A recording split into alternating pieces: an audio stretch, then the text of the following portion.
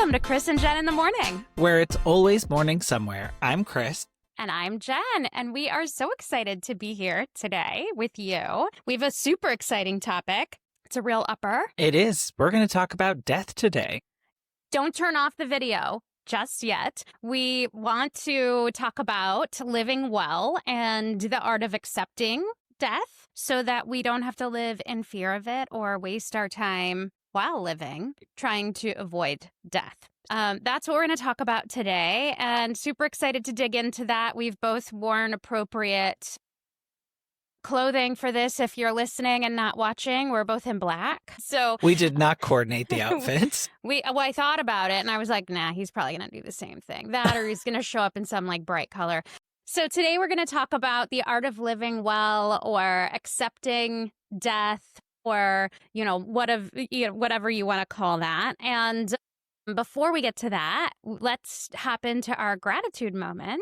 Yes. And this morning, I just want to share how grateful I am to be a mom. My kiddo had a birthday this weekend, and I really, truly, they're 23 years old now, and so for more than 23 years, I have been a mom, and it has been the most difficult job I have ever had in my life and probably will ever have. And yet the job I have absolutely loved the most, or the role, I should say. It's not a job. It's a act of love. I just am so grateful for this human. I'm so grateful to get to be a part of their life. When they were little, they said to me that they picked me out of the baby cloud. They picked Ace and I out of the baby cloud and chose us to be their parents. I have not let them forget that because I just think it's a beautifully sweet thought or idea. Every year on their birthday, I thank them for picking us out of the baby cloud because I could not have asked for a better kid. I'm just incredibly grateful to get to be mom. That's what I'm grateful for this week. I would agree. I think they are top notch in my opinion. Top notch. And I will say I appreciate being able to live, or not live, but like see today's times through their eyes. When I was there, like we had the opportunity to chat about things and, pop culture, but also things happening in the world. And it's just very interesting to see things through eyes that are in a different place, that are like in life, but also like physically in the world. They're a real hipster, so they definitely like embody that term in that, taking the alternative view. It brings some joy. Yes, it is a fun way to see the world sometimes. Well, I am so happy. I did text them on their birthday. Don't know if they told you that, but I sent a little side message and said, hey, happy birthday.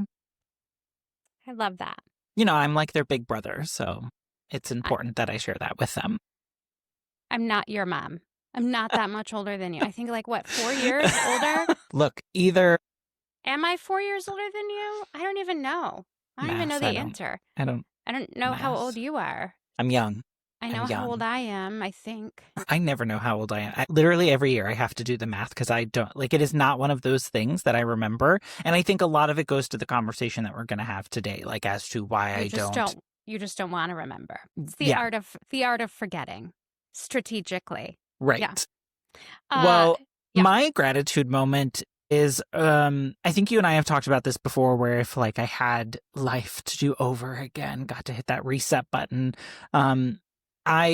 I think I would be interested in a career in anthropology. I think. Oh, really? Yes. I love learning about different cultures. I love learning about different religions. I love understanding how people live life, not just in the space that I live life, but around the world. And so I really appreciate the topic we're going to have today because I think it pulls in a lot of different aspects of how people and communities and cultures see death. But I have also been very fortunate to, as I've moved to the city and have been exposed to more religions and cultures beyond what I was exposed to where I was living in Texas, I have learned so much, and I so appreciate people who are willing to engage in conversations and just educate me. And I think a lot of that comes from just my natural curiosity. And one of them is one of my colleagues who I've worked with for several years now. And I remember one of the first times I was asking all of these questions of her about holidays that I've never celebrated.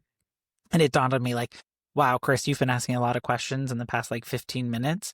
So I told him like, oh my gosh, I'm so sorry. It's just my curiosity. And she was so understanding. She's like, no, I love being able to share this, like have this conversation. So that individual, and then also my husband, Frank, his family has very close roots to Mexico. And so understanding that culture and how they deal Yeah. with death has like just been a very recent thing that we've been going through. So I Yeah, I found it very appreciative. your background is showing just a little bit of a new celebration that you got to try this week, Yeah. right? So this year, for the first time, we set up a ofrenda for our family members who are no longer with us. Yeah. Frank's dad passed away in September, and although he lived a very long life and has left a great legacy, loss of any kind is always hard, and we'll Yeah. talk a little bit about that in a few minutes. But we decided this year to honor him and the many family members that are no longer with us, that we would set up our first ever ofrenda for Dia de los Muertos. And so we've spent the week kind of curating. We've never done it before, so we actually got this kit called the Day of the Dead Ofrenda Kit from Colors Mexicanos in Chicago. So we can drop a link Is to it it in colors case. or colores? Sure, Colores. Sure. I just found them online. So, but it And sends I'm the so excited to hear about this experience that you've had for the first time of going through this celebration of Dia de los Muertos and of setting up an ofrenda. And there's like a kind of a ritual to this, right?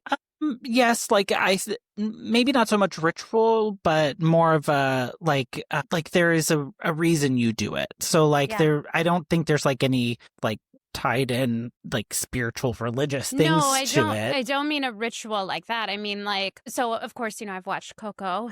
So that's where my level of expertise is when it comes to Dia de los Muertos and the Book of Life, which I actually is one of my favorite movies.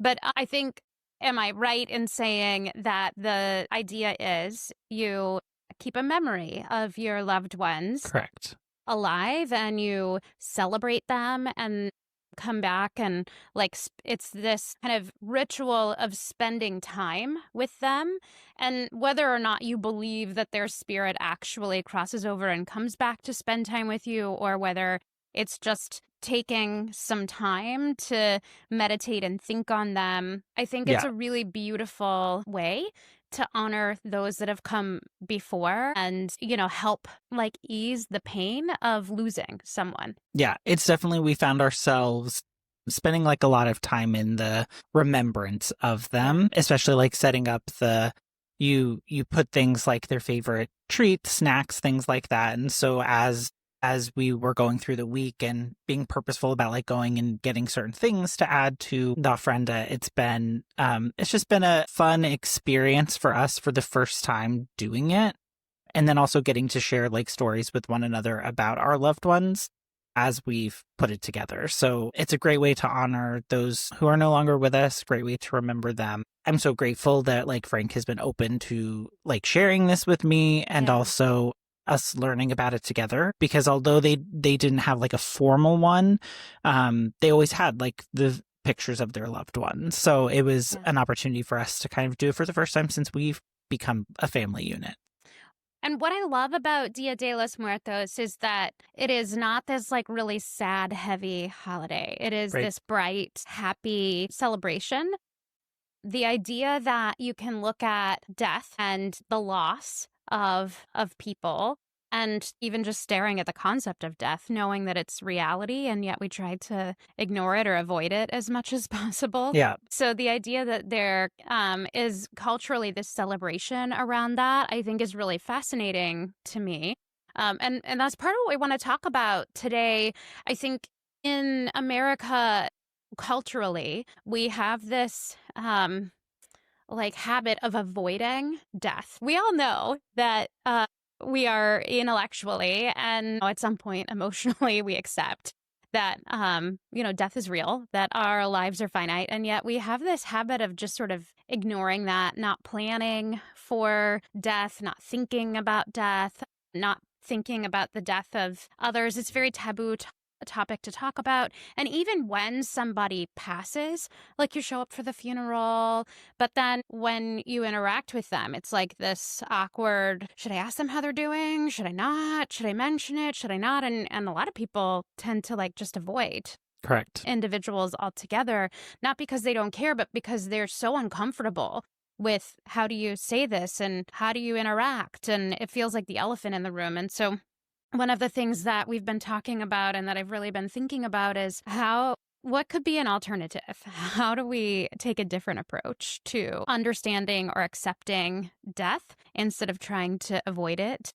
Yeah. Because at the end of the day, none of us are going to be able to dodge it, right? It's very true. And I think it is one of those, as I was like reflecting on my comfortability in this, because I was very surprised whenever I read that this death is actually one of the taboo topics to talk about. Like, think of That surprised you? Yes, it did, because like I would not associate death with religion, politics. It's just uncomfortable. It makes people, at least here in America, where you also grew up, makes people very uncomfortable. Yes. It's not polite to talk about things that make Correct. people uncomfortable. So we're going to be really impolite today. We're going to talk about things that make us uncomfortable and why does it make us uncomfortable and what alternative could there be? We all are going to have to face it within our lives. So either for ourselves or for others that we love. So, one of the things I've been thinking about is like, what is it that I feel when I think about death? And I think one of the biggest, it's a hard question for me to answer, it's happened to my feelings, but I think one of the biggest things that comes up for me is fear. There's like this fear of death. Do you relate to that? I personally don't. Whenever I think of death, I don't fear it, and I like have really explored as to why I don't. Maybe like when for I was yourself or for others? Do you fear the death of others as well? No. No, because to me, and like I said, I've done a lot of thinking about this. And when I think back to kind of one of my first careers or my first jobs, like when I was in high school, I worked at a local church and we had a lot of funerals there. I also experienced like tragic losses of a classmate between my freshman year of high school and my sophomore year, and then also my freshman into sophomore year of college. So I have like death has been something that I feel like I was around quite a lot in my younger years and seeking to understand. And the second person who tragically died my freshman into sophomore year of college, she and I like volunteered together. I like at this church that I'm talking about, and that one like shook me to my core. Like it was really hard. Sorry. I fell into depression, like really struggled with this idea and trying to like find this balance between my religion and like this young person who was doing all of these great things in the world and all this opportunity. It was just like really, really hard. So I think like as I have grown to become an adult, I have maybe have experiences or things to tap into that others have not had in their lifetime, to which I am grateful for, because I don't fear this idea of death. I see it as like it is part of the living experience, if you will. Like probably not the best way to say that, but it's part of life. Like you just is like you come into this world, we also only have so much time here. Well, it sounds like you are further along in the journey than I am, and then probably most of us are. So you can be our spirit guide in this conversation. But, as I think about, like, what are the feelings I have around death? One of them is fear, and one of them is probably denial, which is the first stage of grief. And I do think that it is normal for us to grieve, the idea of us not being here forever, or obviously for others, we grieve when they pass on. And the first stage of grief is denial. And some of us spend a little longer in denial than others. And so I think culturally, that's part of how we're conditioned, is just to ignore death or the idea of death and kind of live in this denial of it, because we don't really know how to make sense of it. And it's really hard to accept something that there really is no way for us to understand. I mean, once you're dead, that's it. So we can't experience it. It's really hard to understand something you can't experience, and it's Right. really hard to accept something you can't understand. I think, death is just one of those kind of paradoxes for us. It's But also in some cultures, like you don't talk about like negative things like mm, death mm. because it brings it. Oh, like speak the name, kind of makes it taboo. So I think about, why do I fear death, or why do we fear death in general? And in some of the reading that I was doing, and there's this free course actually that Yale offers through their free course programs, where it's titled Death. The course is Death, and you can listen to the lectures of the professor, and read the readings along the syllabus, etc. And so I was listening to some of those lectures as well. You know, some of the reasons that we fear death, we're afraid of the act or process of dying. So not really death itself, but the right, the experience process. of getting to death. Yeah. We're afraid of what happens after death because we just don't know, or because we've been brought up in a religion that tells us something terrible might happen after death, or we may not be with people that we love after Yeah. death, suggesting there's an existence after death, but we don't really know what that existence will be like. We're afraid of what or who we leave behind. So if we die and we leave behind, children or loved ones, we can be afraid of what will happen to them, or who will care for them, afraid of not fulfilling our purpose or reaching our potential in life. I think another episode entirely, but this whole idea of us feeling like we have to have some purpose to fulfill is also a very American concept.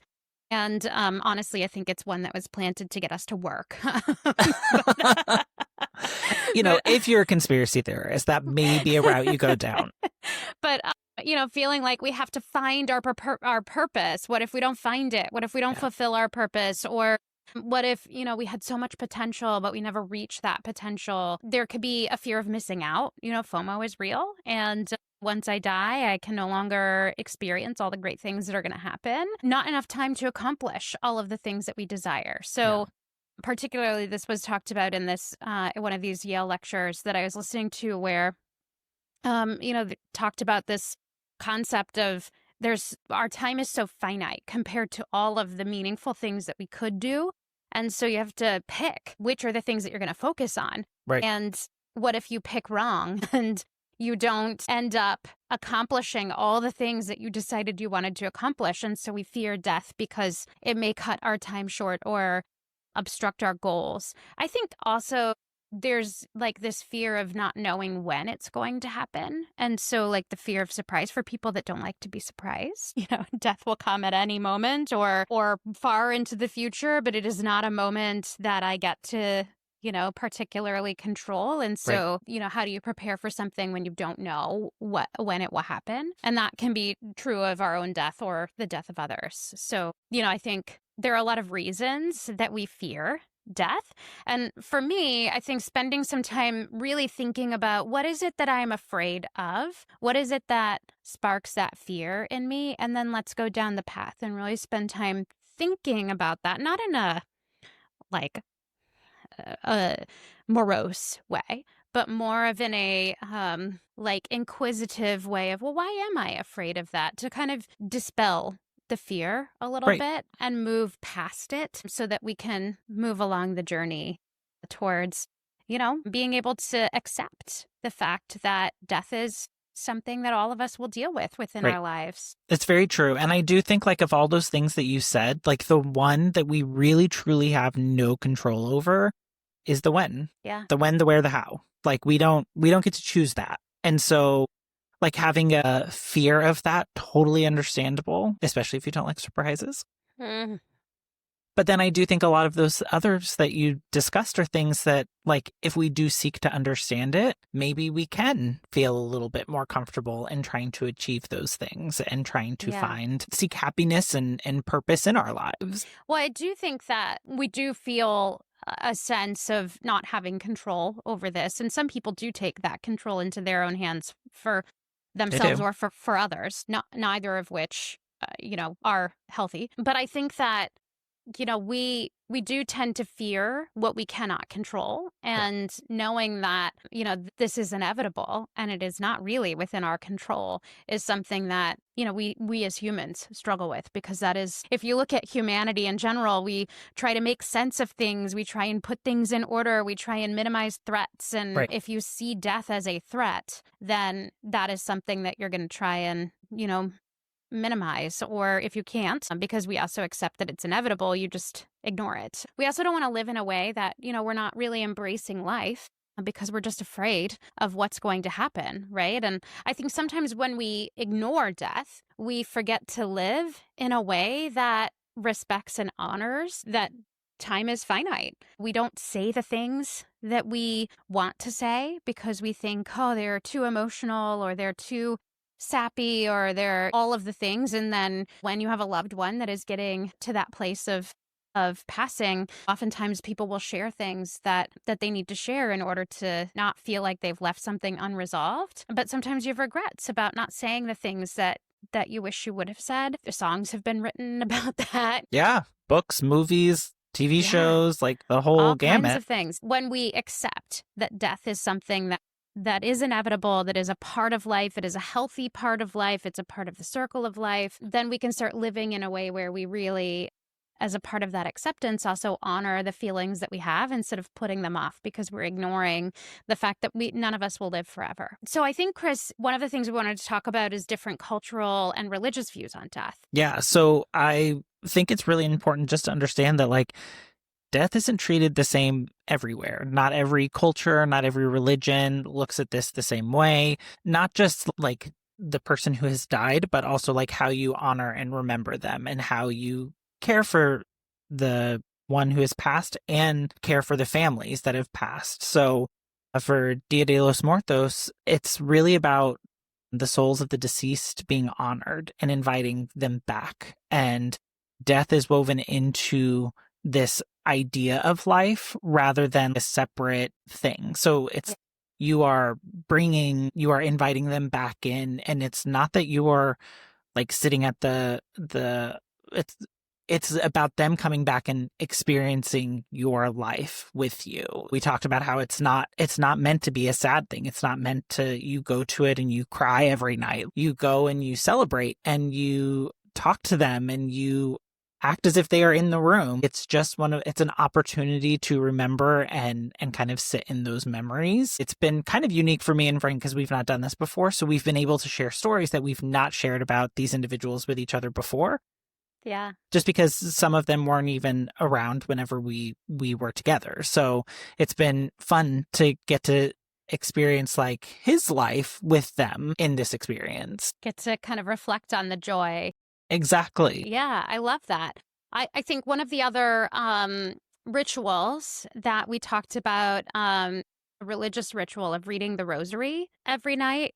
For how many nights was that? 9 nights. So in at his like in Catholicism, I don't know if every Catholic honors this or does this, or if it's just specific to like his family. But first 9 nights after the person is laid to rest, you then read the rosary, and it's remembrance. I was not brought up Catholic, so I did not understand the symbolism or what was behind it. But it's a ritual. It's an opportunity for people to come back and honor, remember, kind of plead for their acceptance, their soul, the remembrance of them. And there's this other component of it that it brings people into the home to also like support and love the family for several nights following. Yeah, I think oftentimes when we think about death, we tend to focus on the things that we can't understand fully. We can't fully prove or know, Right. however much we believe it. Like what will happen after death? Does your soul become detached from the physical and still exist, or does it not? I think religion is one of the ways that we learn to cope with death. If we think about what existence might be like for us beyond death, Yeah. then that gives us something to kind of hang on to, and a positive thing to experience. But that kind of makes it feel a little less unknown. I also think, though, that many of these It's like beliefs and rituals are set up as a support of those that remain. And we're not focused on that or thinking about that when we think about death. I do think that that is the value in spending time participating in these rituals. It's Right. that sense of community. I was watching a show, it was a K-drama recently, and there was a line in there that it was about death. It just happened to be about that. I didn't do that on purpose, but terribly sad. I mean, I was just like crying, which I don't tend to do at shows, but it was very moving. But this individual's brother passes away. And this individual is just really sad because that was the only family he had left. He just wasn't prepared for that. His friend says to him, who is the one that is always the most impacted by death? And then he says it's the bereaved every time. That just really stuck with me because it's so obvious, and yet we don't really think about it Right. because we're often thinking about the individual that died and what happened, or at least me anyways. When you think about it, it's really how do we care for those that are left behind and support them in a way that can help us accept the death that we may not have been prepared to accept yet. I Mm. think a lot of these rituals support that. Exactly. There's a lot of Jewish traditions as well that really have a formal mourning period to it. Yeah. A lot of it is about supporting the family, being there with them. I think a lot of religions that have a community aspect to it, Yeah. a lot of them have that focus on supporting the families, the loved ones, those who are closest to the individual for that reason. Yeah. We say all this right with the understanding that it's not the same every time. There are tragedies that truly happen, and it can hurt in a different way than something that's expected, and vice versa. Like it just, Yeah. every one of them is different. And I think that's what also makes this concept of death hard to process, is like we can't be prepared for it. There's no course, there's no feelings to block, because you just don't know what you're going to expect.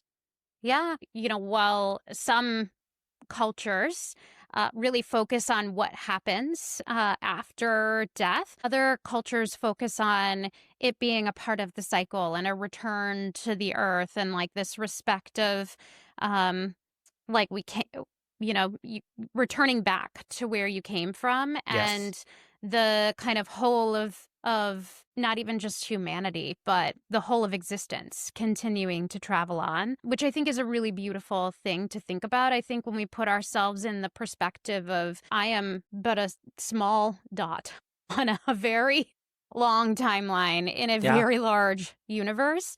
And while that feels really insignificant, which is not how we tend to think of ourselves. We think of ourselves as very significant or important, of course. right? Not self-important, but just like we're looking for our purpose and our meaning and all these things. Then you think about like the scope with which it's like an ant living in the world with their perspective versus our perspective, right? I think that's a great example because it's the world that as we perceive it, and it's our lived experience. Of course, we're going to think we're an important cog in the machine. Importance is really just about perspective, right? I think remembering that we are a part of something much, much bigger than us is an important piece of insight to bring in. Right. Which I also think is a really important reason to go beyond our immediate what we know, because many of those beliefs are considered, like many indigenous communities, non-Western cultures, like they hold those beliefs in being part of something much larger than what we are. Yeah. So I appreciate the study of those things because it does bring in another perspective, another way to see the world. Yeah, absolutely. I'm just getting like Lion King vibes, the circle of life. Yeah. And who didn't cry at the death of, Simba's dad? I mean, I don't know. I did. Every 90s child was scarred by Mufasa's death. Scarred. I see what you did there. So of course, as I was studying this and like preparing yesterday for this conversation, what felt a little more comfortable to me versus sort of the religious and emotional side of this was the logical side. And so naturally, I drifted towards reading some articles that would use logic to kind of think about or consider death. Although I do think it is another way of just trying to, make ourselves become comfortable for those of us that are, a little more comfortable in the thinking side versus the feeling Yeah. side of life. But Epicurus was a philosopher that talked a lot about death, and I think gets misconstrued or misunderstood a lot, that he was, very cavalier about life. But really what he was trying to say is life is, we were nothing before we got here, and you cannot imagine what it is like to be nothing because we just can't understand it. We can't, conceptualize that. But the world existed just fine before we got here. And so in the end, we are going to be nothing again. And we can't imagine that. We can't really imagine what that is like to be nothing. And so, it is just as it was before we got here. And I think we all want to I think many people want to make their mark on the world so that it is not like they were from nothing and they returned to nothing and their life was kind of pointless. Yeah. So it's that fear of being pointless that comes back in. But again, that's where I would say maybe we're focused on the wrong things. Like we have ingrained in us, we are supposed to have this purpose. What if like the whole purpose is just to be happy? And that was the Epicurean philosophy, is like the whole point of life is just to try and be happy. Now, Epicurus's point of view on this was that moderation creates happiness, because if you go in the excess, then you have to deal with the counterbalancing parts of that. So you go have a big raging party and then you deal with, a hangover later. And so his philosophy was more just live in moderation. I don't know that I agree with that. I think while every action seems to have an equal and opposite reaction, I'm not sure that I'm always striving to just kind of be, in moderation is not in my personality. Let's be honest. You don't naturally gravitate towards it.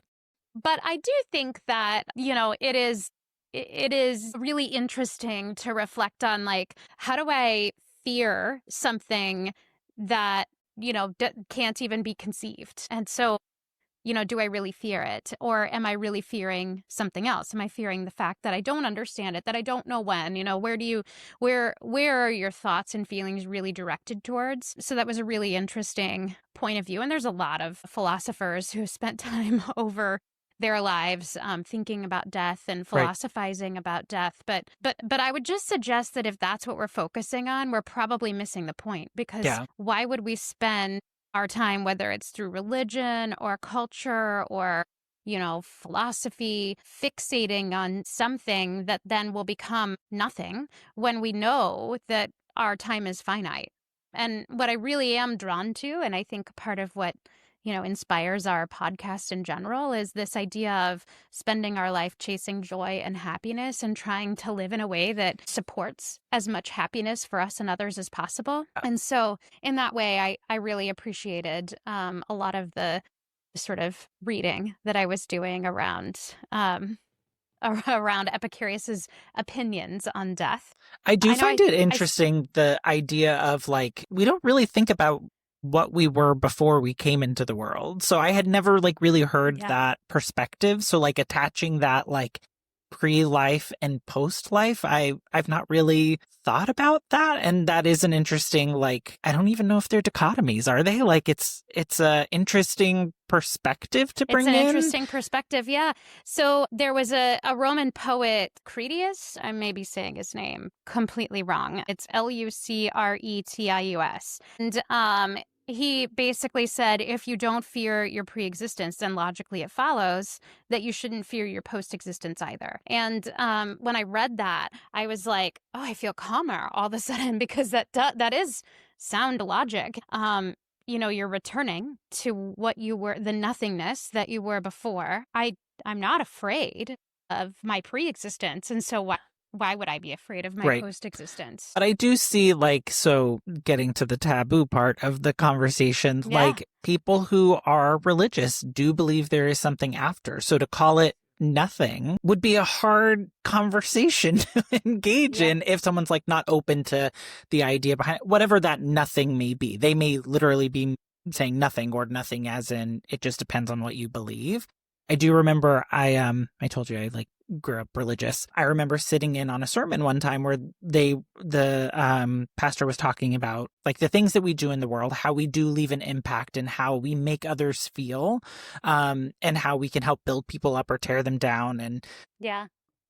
associating it with like Jesus's walk on the earth. And um, I just remember like something that really stuck with me because I had never heard anyone say this before was this idea of if I do get to my death and my actions and things that I have done get me into heaven, great. Like I'm in a great place. I'm with this maker that I truly believe in and I cherish.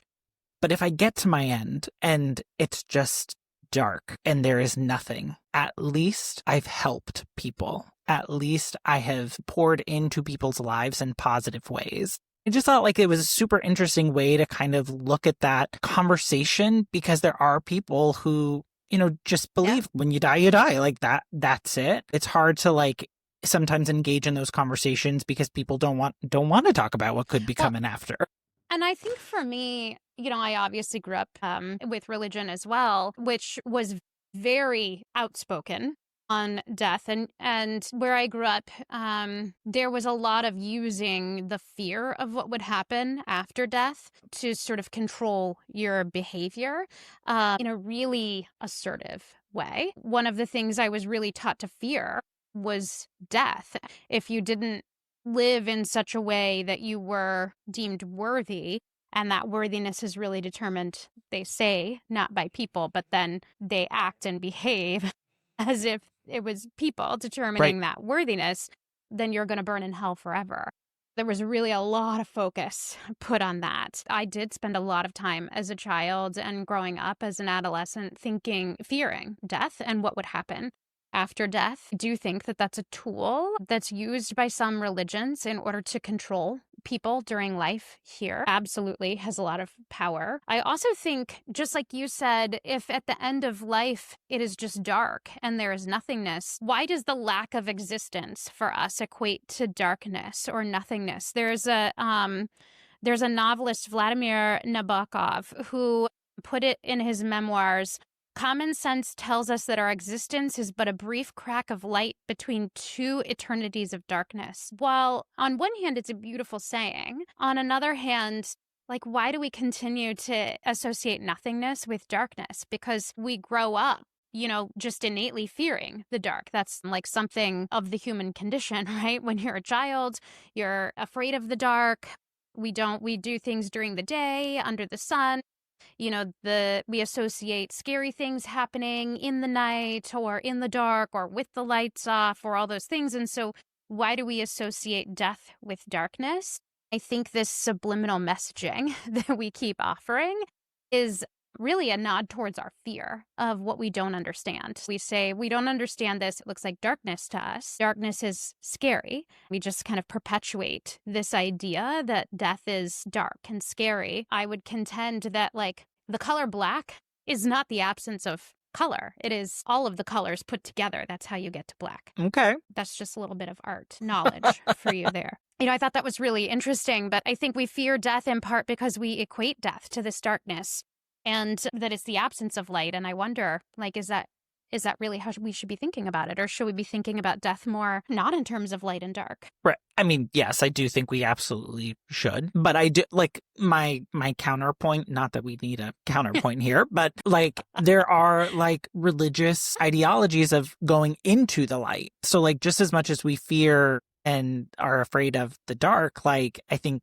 in some religions or ways of people seeing it, or as people have explained their like death but come back from it experience is like, oh, it's like a light and I'm feeling like drawn towards it. Don't go towards the light. Like, so I say that flippantly, but like in a way of, I think everyone has like their own interpretation of it, but it's that existence. Like it's the existence of, or not knowing what's beyond our existence that I think is that thing that people are afraid of. Yeah. And it One is, and fear is drawn up by imagination, right?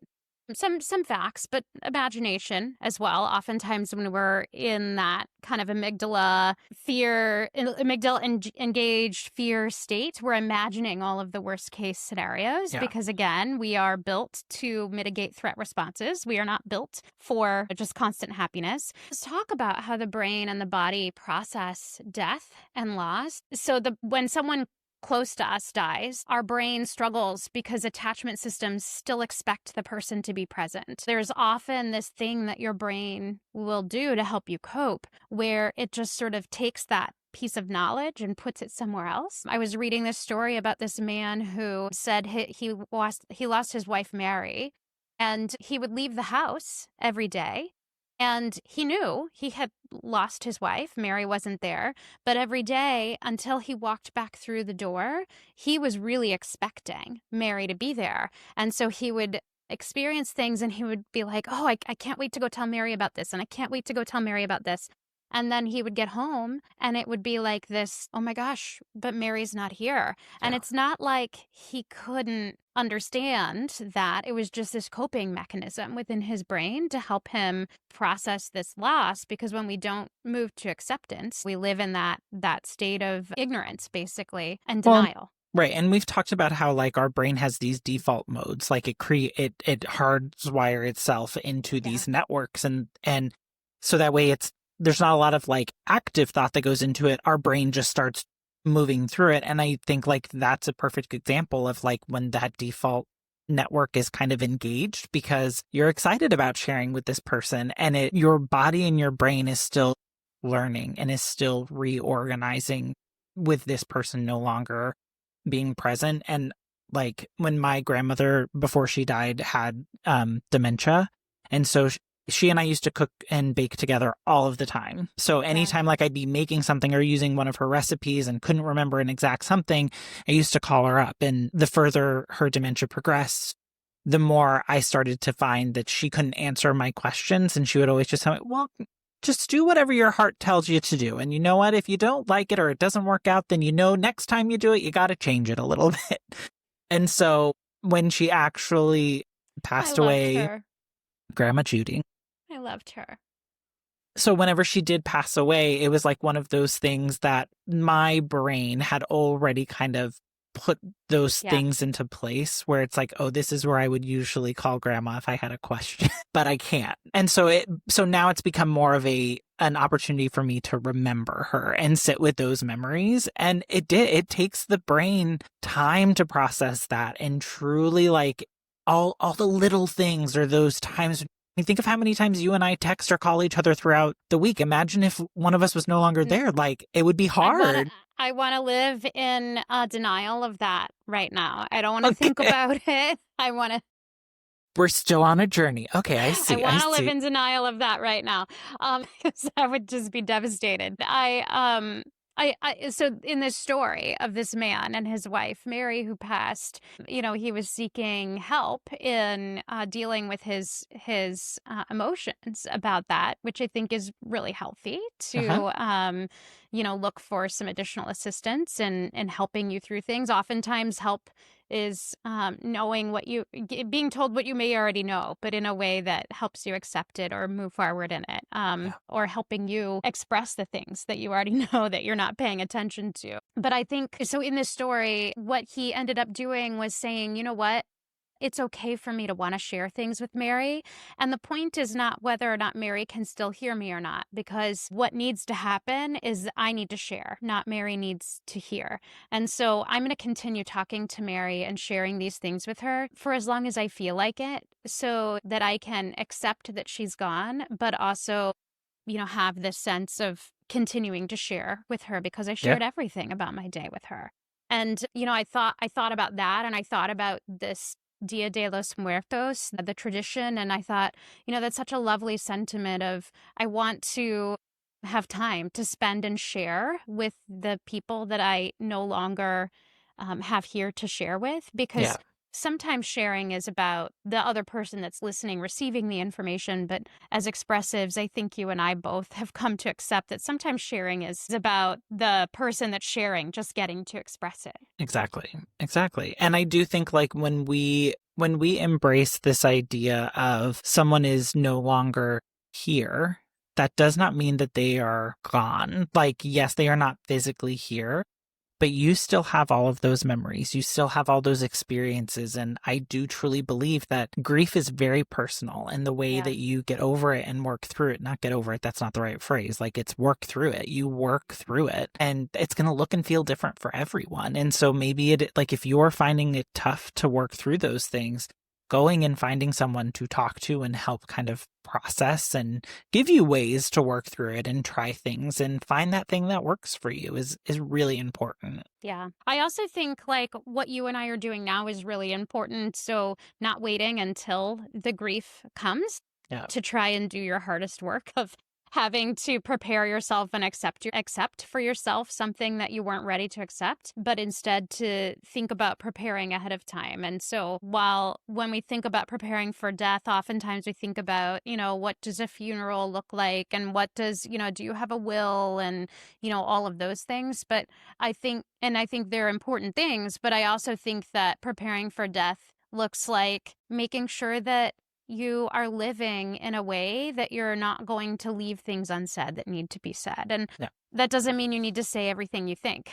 Like, it's really thinking about, what is it? Is there something you need to say? Is there a way that you need to start showing up that you're not showing up? Is there something that you need to do to help prepare, whether that death comes soon or whether it comes far from now?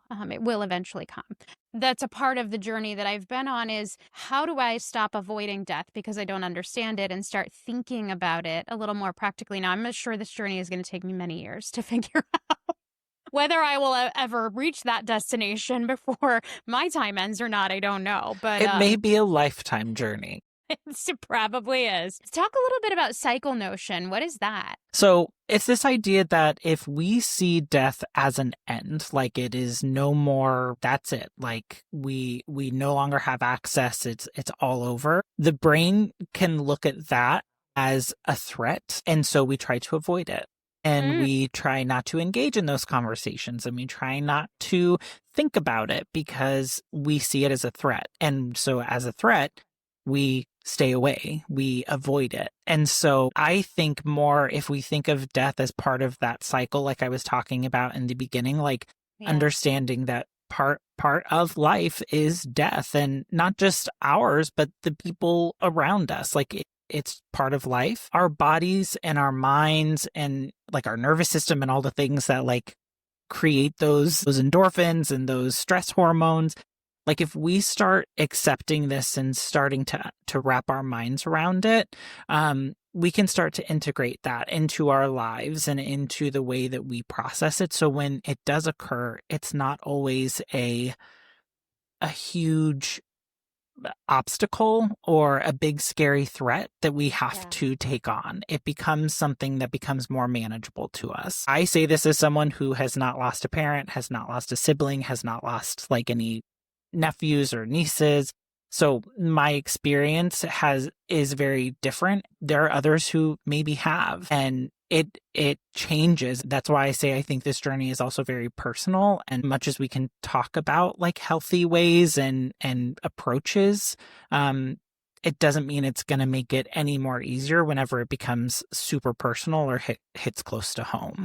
Well, and I think, in some of the reading that I was doing just around like the art of living well and the art of dying well and those kinds of things, is oftentimes the grief of somebody's death for us, the bereaved, those left behind, is compounded by the grief of regret, the things that we left unsaid, the things that we did not do, the way that we did not prepare.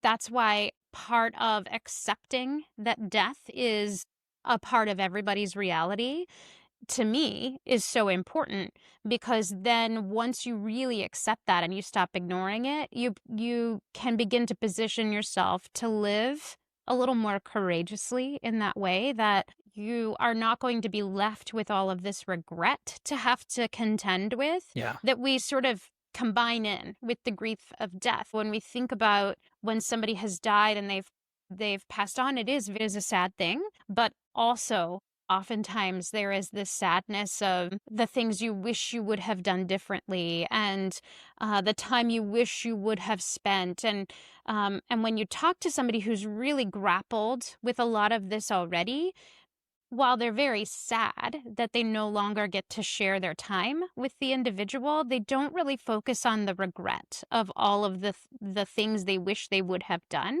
Right. And I think that's the difference in, dying well and living well versus, just kind of haphazardly rolling through life trying to ignore the fact that death is inevitable for all of us. Exactly. And I think a lot of the ways that we live our lives like help set us up for that in the future, as weird as that sounds. When it comes to decision making, a lot of my career has been in helping people try and make decisions, and sometimes not always easy decisions. And something that I always try to encourage people is, look, you have to be true to yourself. When you get up in the morning or before you go to bed, look in that mirror. Are you going to still be happy with the reflection that you're seeing, the choices that you as the individual looking into your reflection are okay with? And I think if we focus more on understanding the power of our actions in our day-to-day lives, it will help us better live that life of purpose and live in those moments to allow for those conversations and things to be said that maybe we've left unsaid. Who wants to be at that end point and be like, oh my gosh, I needed to say this, or I wanted to say this, or I needed to have this conversation with them. It happens. Like, I'm not saying that it's not a real thing and people do experience it, but I think there's also like a level of being true to yourself Yeah. through And life. I think that's where a lot of the rituals come into play around death through different cultures and societies.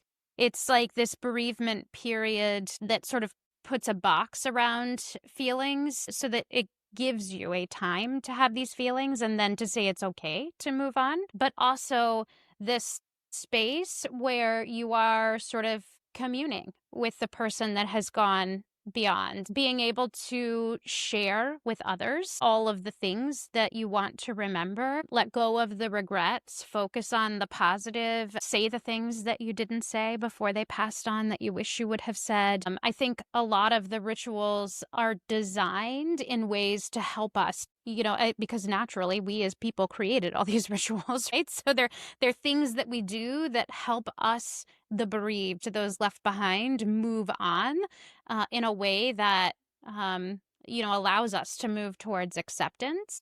And I think there's a lot of beauty in that. And when you think about like those pop culture references in Coco around Dia de los Muertos, the emphasis is really on remembrance and connection across life and death so that, you can continue to visit and commune with and speak to those individuals that have gone beyond. And it's not like, hey, I've missed my opportunity to say the things I need to say. Yeah, I like how you said that, like it puts the box around the feelings. I remember I heard about it was a different culture, like it wasn't here in the United States. And whenever I tried to find it, I couldn't find the exact reference. But I really like it and it has stuck with me. And it's this idea of putting a time frame on mourning. And by that, it means like feeling those strong emotions and really like that depth of like sadness that people can get into, putting a time period to that. And culturally, it was a year. You have a year to mourn their loss because in a year, you go through the cycle that you would of a life. Birthdays, anniversaries, holidays, and a lot of firsts in that first year. Exactly. And so it's like you feel that loss more within that first year because it's your first year without them. But then you move from that year of loss and sadness into remembrance and talking about the person in a celebratory, fun way and finding ways to include them. Like, it's not about mourning them anymore. It's about celebrating them. And I just thought it was such a beautiful way to kind of look at that because growing up, I was constantly told by my loved ones, I don't want people to be sad when I die. I don't want there to be a lot of crying or, darkness, like things like that. And I'm just like, I think that's kind of selfish. Like, if I'm I being want honest, like, you to be terribly sad. Just to be very clear, I think I've said this a number of times. I want you to be so devastated that you cannot get out of bed. And I do think that is selfish on my part. But I want you to be sad, and I also want to be cremated and mixed with glitter and thrown everywhere so that I can live forever. because we know that glitter lives forever. It lives forever. So that's my master plan at avoiding death, is just to become glitter and live forever. But in all seriousness, I do think, there is a part of me that thinks like, okay, how do I like pre-mourn death of people I love and of, myself and all those things? Not that I'll be mourning after I die, because, I won't be here. But like, how do I pre-mourn all those things so that like I just don't have to spend a year or, all of this time later being sad about it? And I mean, that is the equivalent to my how many yoga classes do I have to take before I'm fixed question. Like, it's just not, things don't work that way. Right. But I do think living with this awareness of mortality can really help you prioritize things in a way that you don't have to deal with the regret at the same time that you're dealing with the empty seat, Yeah. right? That lack of somebody being there. Right. And it can help that process just be a little easier to get through. We might live differently if we believed our life will ripple beyond us, right? So again, there's this like concept of purpose. What purpose? How can I leave my mark on the world? And I honestly, while that has always been a question that I have had within me, I also think that it's a way of humans to outsmart death by continuing to live on. I think about like William Shakespeare, for instance, continues to live on for many years, and he's made his mark, and he's like outsmarted death in this way. And but at the end of the day, like, is that serving William at all? Like, does it really matter? Like, is that the right question? Is that the right thing for me to focus on, or is it really just like Epicurus would say, focusing on getting as much happiness out of life as possible while I am here living? Yeah. And the way that I've recently heard this put, and I thought was like really like poetic, if you will, was around the legacy that you leave behind. And it's not about the works that you did. It's not about the, however many companies you started or whatever. It's about like the loved ones in life that you touched who kind of carry you forward in those memories and in those interactions. And like, I show up to be a better person because I was afforded that by someone who is really important to me. And like this idea of legacy not being a tangible thing, but more of the impact that we have on one another. And I like that. And I think a lot of what we do and talk about here is around how we do that. How do we live to be true to ourselves, but also are able to connect with others in a way that is true and authentic to ourselves, but creates that real connection for others. I mean, I do often wonder, though, is that because there is this fear of not mattering? Before we no longer exist, we are trying to make sure that we continue to matter on into the future. Well, then couldn't you make the argument that life is a competition then? I mean, spoken like a true competitor. No, but in all seriousness, I do think that it is my belief, your belief, that our life is best lived chasing the happiness of ourselves and others, and trying to support others in that journey of happiness through life. And so, not everyone, I think, holds that view, but that is our view and the lens with which we look at this conversation and all of the other conversations that we have. I love this suggestion that you brought of, what if we built our own ofrenda? Talk about that. Yeah, so the idea, again, of the ofrenda is to acknowledge and sit in the space with the ones that we've lost in the remembrance. And then this question that was posed was, what if you created one not just for a loved one, but maybe for a version of yourself that is lost or a dream that you left behind? This idea of understanding that life happens and we all are on this journey, and we have influences and things happen all around us that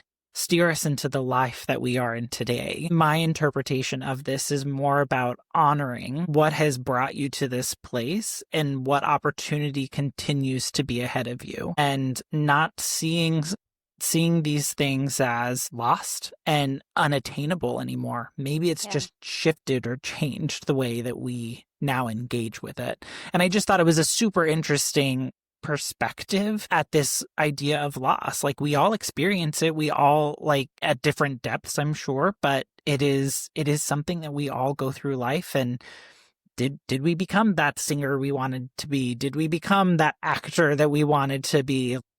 Maybe not, but we can still honor that, and we can still be true to ourselves in the remembrance of those dreams and desires. Yeah, absolutely. I think, when I think about this journey of about trying to find acceptance with the concept of death and, less fear of death or ignoring death, what I keep coming back to is spending time thinking about what is it that I'm focused on. Because if I'm focused on trying to find the answers to unanswerable questions, I'm probably going to stay stuck. And no one really can know what happens after death or what after death is like until they experience it. But if it's something that can't be experienced, it's like a circular question. And so, like, is Yeah. that really the right question? Does it really, can we ever, really factually determine what experiences happen after life? Like, that's not really possible. And so whatever we choose to believe, is that really the right question? I spent a lot of time growing up thinking, well, how do I know? But like, there's all these different religions and all of them talk about different experiences and things. And you're just sort of born into this life where religion gets passed to you. And so how do you know that you landed in the right one? And, all these things, they just don't make sense. So this nagging sort of back of my mind question has been, does it really matter? Is that really what matters? I'm not sure that what matters is what happens after life. I think that it's more about how we deal with life while we're living it, how we deal with death while we're living it. As much as I hate to say it, I think there's some meditation practice that I need to do around just accepting the fact that we all will die eventually, that there will be life without loved ones, and how do we live more wholly in a way that, we don't leave behind as many regrets when Right. they pass. Well, and I think that's the point of this conversation that we're having right now. It's Yeah. opening up, hopefully opening up this conversation to this taboo topic where we can focus on how we reframe the way we look at this and find ways to honor the experiences and those who have been a part of this journey with us, to make it not this big scary thing, but rather how do we embrace it in a way that is true to ourselves and allows us that authentic connection with one another. Yeah, it's not really about whether what I believe is right or not. It's more about how it's serving that process of helping to live the experience. Right, exactly. And I loved there was this concept around reframing grief or death as learning, that the brain has to adapt to a new normal when something or someone is gone. I love that. I'd never heard it put that way before. I just thought, like, such a important symbolic way of thinking about it and allowing your time space in that area to learn, because you're Yeah. learning something new. Absolutely. Well, Chris, thank you for going on this journey with me and for talking about death and you're sharing your experience with Frank and getting to explore death through the eyes of another culture that you haven't yet explored that through. That's been very educational and eye-opening for Yeah. me, and I have really appreciated that. And thank you all of you who have stayed to tune in to this conversation. We, as we have mentioned, are on the journey. We are in the process of really learning about how to live in a way that we're not avoiding death. If you have experiences or thoughts that you want to share, we would absolutely love to hear from you. We'd love to learn from you. Please definitely reach out, drop a comment wherever you're listening to this. Reach out to us via email. You can email us at chrisjeninthemorning@gmail.com or text us at 940-278-8129. We also have a new website we're very excited about, www.chrisandjenitm.com. And you can go on there and find all of the places you can follow us. You can leave us a message on the website. You can check in on what we've been doing, all sorts of things. So go check that out. We would love to hear from you.